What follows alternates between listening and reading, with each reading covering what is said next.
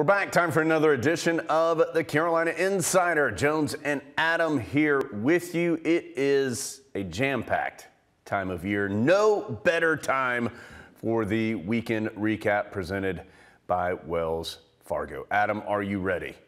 Jones, I'm not sure we can fit this all into the limited time we're given. That's your challenge, sir. Challenge accepted. Let's start with Tar Heel football. Carolina gets the win over Wake Forest, 36-34 on Saturday night. Clinch a couple of different things, most notably the Coastal Division crown in the ACC. There you see Josh Downs, one of the stars of the game, holding that championship trophy afterwards. That also improves the Tar Heels to 6-0 on the road. It is the first time in school history that Carolina has finished a regular season 6-0 in true road games. Of course, the Heels still have 2 regular season games left, but they are both in Chapel Hill. And Adam, it has become a recurring theme. Well, a couple things have become a recurring theme. One is Drake May, another terrific game for him, 31 of 49, nearly 450 yards passing, 4 total touchdowns, and all the awards are coming with it. Yeah, the season started with Drake May getting some ACC attention, getting some ACC awards. Now, as we're into mid-November, starting to get national attention.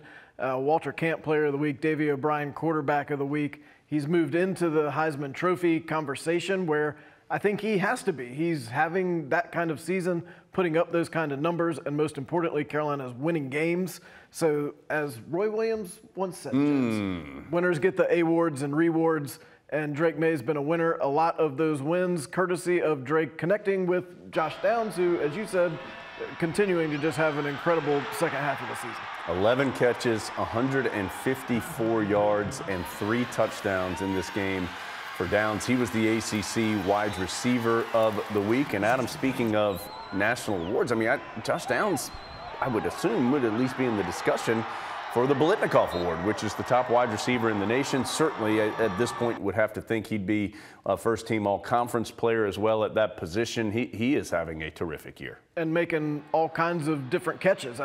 Phil Longo's moving all over the field.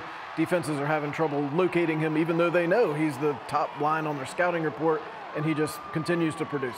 And speaking, we were talking about reoccurring themes. I think another one is Carolina's defense, maybe not from the opening kick to the final whistle making plays, but making plays when it matters most. They held Wake Forest in the Deacs' final 3 drives to 2 turnovers on down. There was a big interception in there as well by Cam Kelly, and that defense, Adam, being led by Cedric Gray. He leads the nation as far as Power 5 teams with tackles. He's got 108 of them with still 2 games left in the regular season. And Mack Brown was bragging on him this week and talking about not just the production on the field, but also some of the leadership he's provided for what Mack Brown said has been one of the best player-led teams he's been part of. Lee Pace talked on the radio on Saturday about how Cedric Gray gathered his teammates around at a key juncture of the game and basically told them they weren't going to play that poorly anymore, and he was right because the Tar Heels went out and got the stops when they needed them. So, as we referenced, Carolina has qualified for that ACC championship game coming up in Charlotte in early December, but still 2 games left in the regular season, and the next step is Georgia Tech. That is this Saturday. An odd kick time. It's a 5:30 start in Kenan Stadium. We'll be on the air radio-wise for that one at 4:30. So looking forward to seeing Carolina back at home. The Heels just haven't been at home very much here in the last several weeks, but the final 2 games of the season, regular season, will be in Chapel Hill. Okay, football playing well. A lot of other sports have already moved into their postseason. That includes field hockey. #1 seed in the NCAA tournament, now 19-0. Adam, they defeated St. Joseph's in the second round to advance to the program's 26th Final Four, including the Final Four for the 13th time in the last 14 years. And it only seems like Erin Matson's played in all 13 of those. This will actually be her 4th Final Four. She had a hat trick in her final game at Karen Shelton Stadium on Sunday as Carolina beat St. Joe's 5-2. So the Tar Heels will go to Storrs, Connecticut this weekend, and they'll face Penn State on Friday at noon. The numbers 1, 2, and 3 national seed all advanced. That's Carolina, Northwestern, and Maryland. Penn State not in the top 4, but been in the top 5 in the RPI all season. So the winners of Friday's semifinals will move on. National championship match is Sunday at 1:30. Tar Heels beat Delaware in the first round. 5-1 was the final score in that one before topping St. Joseph's, and now moving on, as Adam told you, to face Penn State in the national semifinals. All right, women's soccer into its NCAA tournament as well, and have already defeated Old Dominion. That was a 5-0 win in the first round. And Adam, that sets up what is a busy stretch coming up at Dorrance Field, including the Tar Heels against Georgia in the second round of the NCAAs. We told you last week that Anson Dorrance's team has got a tough draw. It'll be 7-seed Georgia coming to Dorrance Field on Thursday for a match that now is going to start at 3. You might have originally heard a different time, but the correct time for women's soccer on Thursday is 3 o'clock against Georgia. The winner of that match will turn around and play very quickly on Saturday at 11:30 against the winner of Stanford and BYU. That's two really good teams. Carolina scrimmaged BYU earlier this year and was really impressed with the Cougars. So win on Thursday, you advance to play on Saturday. And Tar Heels got to get healthy. Anson Dorrance has been talking about it all year. Sam Meza didn't play against Old Dominion. You figure you need her in at least one of these 2 games in the span of 48-ish hours. So Tar Heels need all the depth they can get. Allie Sentnor had 2 goals, and former pod guest Avery Patterson had a goal in that 5-0 win. It will be a particularly busy day at Dorrance Field on Thursday, because not only do the Tar Heel women play, not only is that Stanford-BYU game being played there, the Carolina men advanced to the NCAA tournament as well, selected as an at-large bid. The guys will host High Point in the NCAA's opening round.